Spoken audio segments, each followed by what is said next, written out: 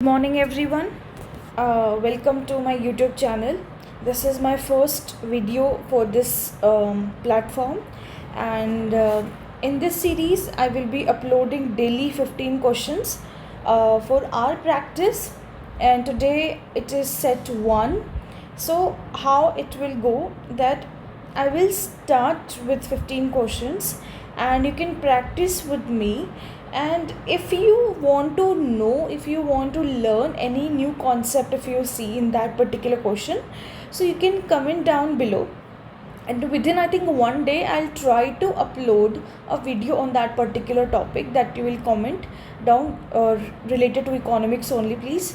And so that it will be an inclusive series for you also, and you will be learning new questions daily, and we will try to upload and discuss 15 questions daily. Okay, let's start with first question, that is core inflation in India does not include.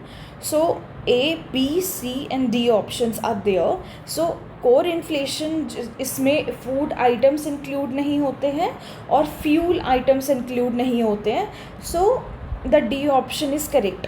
Food and fuel items क्यों नहीं include होते? Because they are very volatile items and that is why इनके जो prices है वो काफ़ी fluctuate होते हैं, इसलिए कोर इन्फ्लेशन में इन दोनों को यूज़ नहीं किया जाता है. Okay, if you want a YouTube another lecture on core inflation versus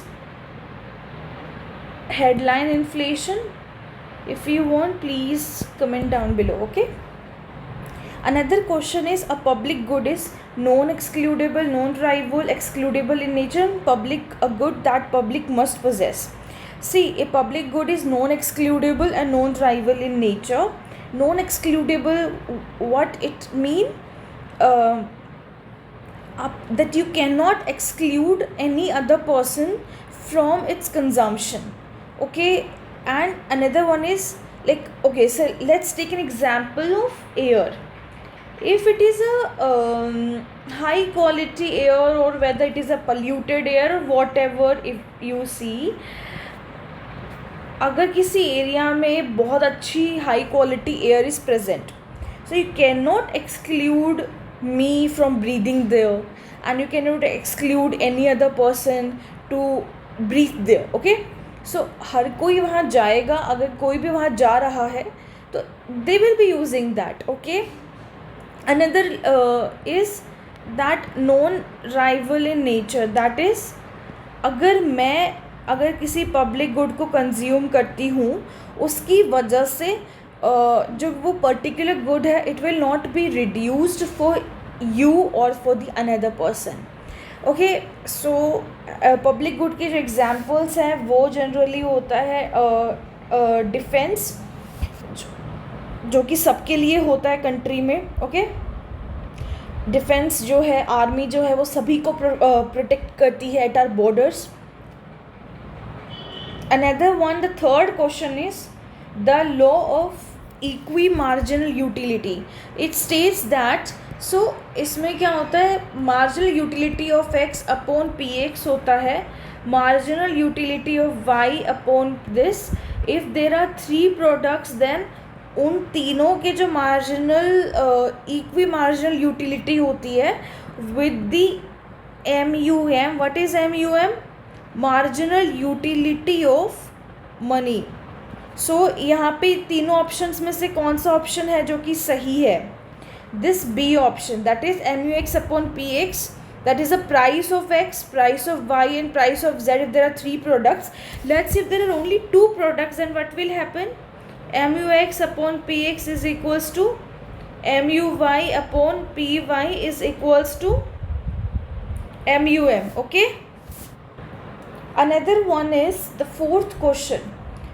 इसमें हमको बताना है the average revenue, marginal revenue और जो इलास्टिसिटी ऑफ डिमांड में क्या रिलेशन होता है.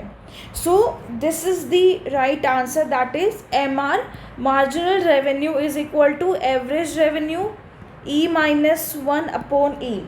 एंड लेट्स सी, अगर हमें प्राइस में पूछ लिया जाए तो हम क्या करेंगे? So in that question we can say that MR is equals to price into 1 plus E upon E. Okay, so this is the right answer for this particular question. If you need its derivation, how we can derive this particular thing, please comment down, and I will in the next video I'll try to upload the derivation part for this particular equation. Let's start with another question, that is all of the following curves except are U shaped. All of the following curves are U shaped except. So we need to say इनमें से कौन सा curve है which is not a the curve, U-shaped curve. So I have already made a diagram for you. So let's see. If you see that here cost is present on the y-axis and x-axis पे output is present, and if you see marginal cost curve is a U-shape, average variable cost is a U-shape, average total cost is a U-shape, but average fixed cost is hyperbola, or we say that it is rectangular hyperbola. It is rectangular hyperbola. Okay, so the answer is average fixed cost curve is the answer, which is not a U-shaped curve. So the next question is, according to permanent income hypothesis, all increase in, so there are 4 options which is given: permanent income are consumed, permanent income are saved, transitory income are consumed, and transitory income are saved. So now we will see what is the difference between the two, the transitory income और permanent income में क्या difference होता है. Okay, and when we talk about transitory income, it is more of a, it is more of a temporary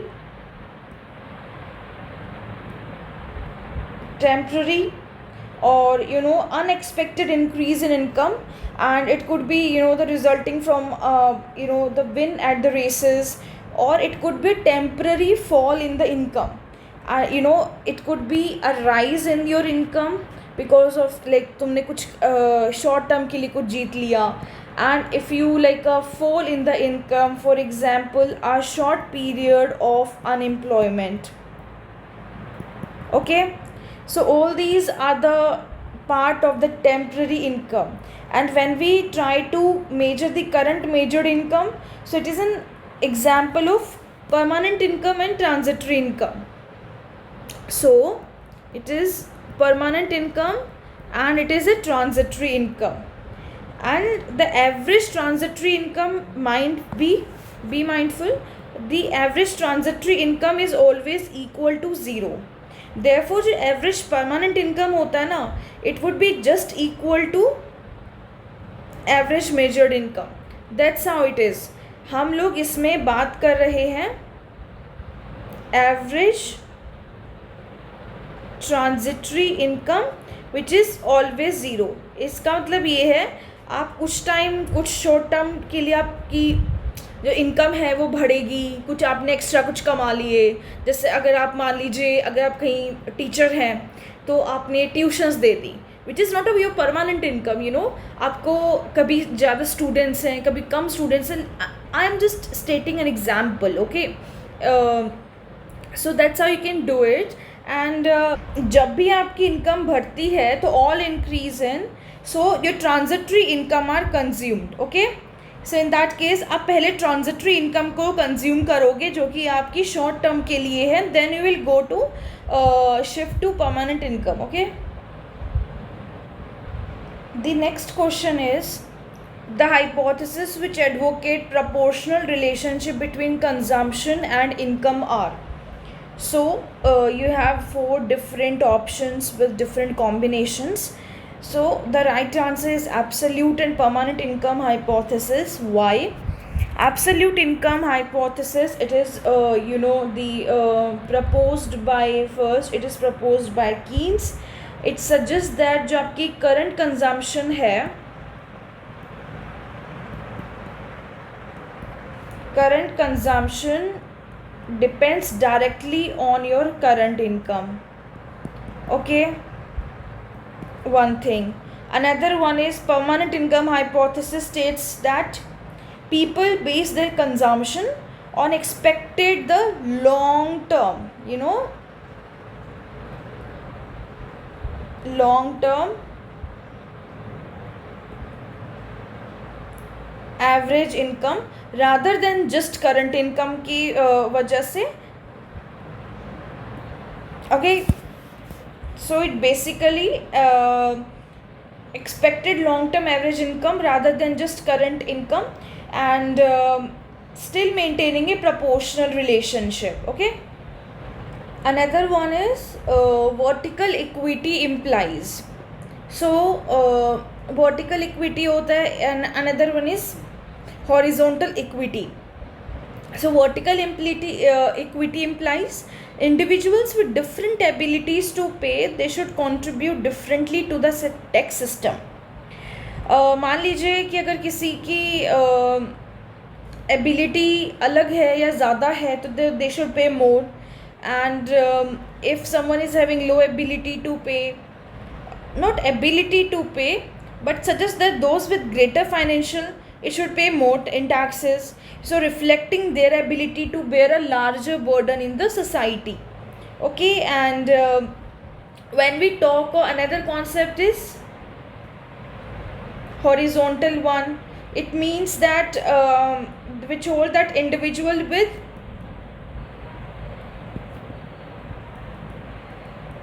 similar abilities, it should be taxed, it should be taxed similarly. Okay, so here you have A, B and C, D option. Let's read each option one by one.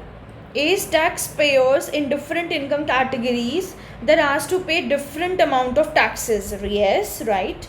Taxpayers in different income categories are asked to pay same amount of taxes. No. Two, taxpayers in different income categories are asked to pay same rate of tax. No. So the answer is A. Okay.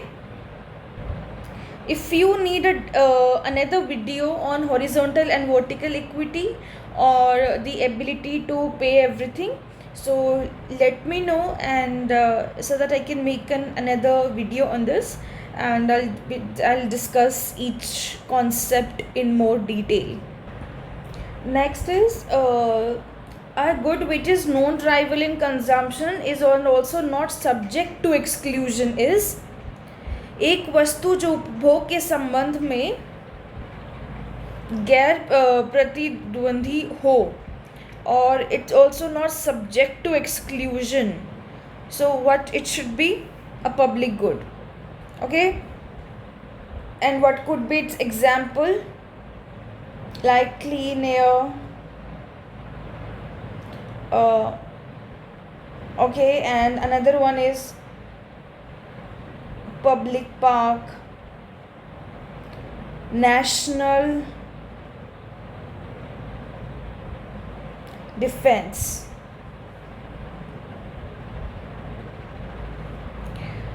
Okay, so the next question is keen psychological law of consumption states that, and options are given, increase in consumption is smaller than increase in disposable income, increase in consumption is greater than increase in disposable income, increase in consumption is equal to increase in disposable income, people stop consuming when they become affluent. So whenever if you मान लीजिए अगर आपकी income में 100 रुपये increase हुआ है, आपका जो कंजम्पशन है it is likely to increase, it would be less than 100.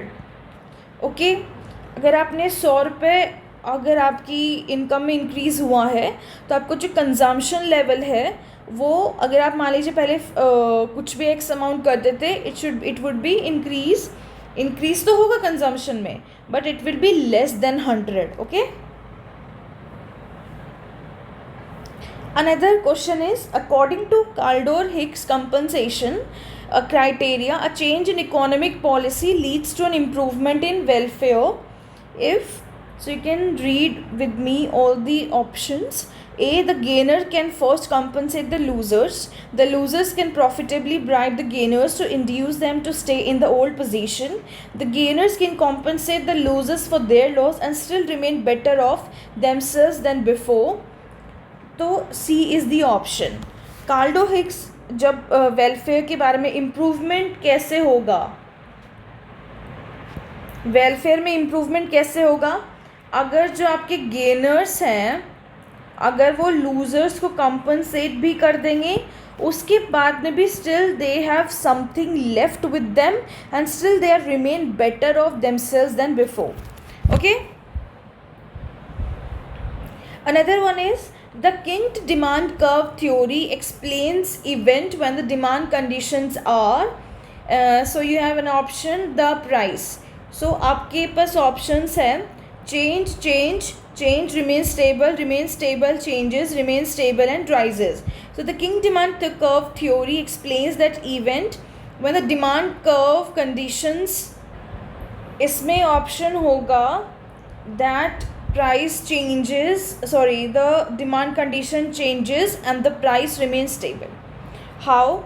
So this theory suggests that firms in an oligopoly may not change their prices in response to cost changes due to the expected reaction of competitors, leading to the price rigidity. Because this is a theory that explains the price rigidity, that एक certain amount तक अगर demand change होता है उसकी वजह से वो price नहीं चेंज करते हैं. ओके, दी ओलिगोपोली जो होती हैं वो लोग नहीं चेंज करते, फॉर्म्स जो हैं they don't change the price and it explains the price rigidity theorem.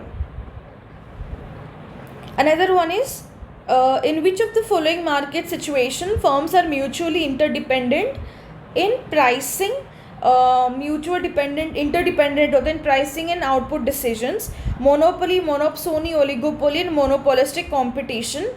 Mutually interdependent होते हैं oligopoly में. Okay, by an unlimited supply of labor, Lewis meant. So Lewis का क्या मतलब था जब वो अनलिमिटेड सप्लाई ऑफ लेबर के बारे में बात कर रहे थे? That infinite elasticity of demand for labour, infinite elasticity of supply of labour, infinite labour availability of prevailing wage rate. So this was the answer कि जो भी मार्केट में वेज रेट जो उस टाइम पे चल रही थी उसके ऊपर इनफाइनाइट लेबर का सप्लाई था. Okay, that's what Lewis meant with an unlimited supply of labor concept. Other one is the vertical distance between the total variable cost and total cost is equal to, this is total fixed cost. Okay, this is total fixed cost. जो भी आपका total cost is made up of total variable cost and the total fixed cost. So the vertical distance between total variable cost और जो आपका total cost के बीच का जो difference है उसको हम total fixed cost बोलते हैं. Okay, now we come to an end of our 15 questions series, and if you want any particular video on any of the concept that we discussed in these 15 questions, you can comment down and I can provide another detailed video on that particular topic. Thank you so much.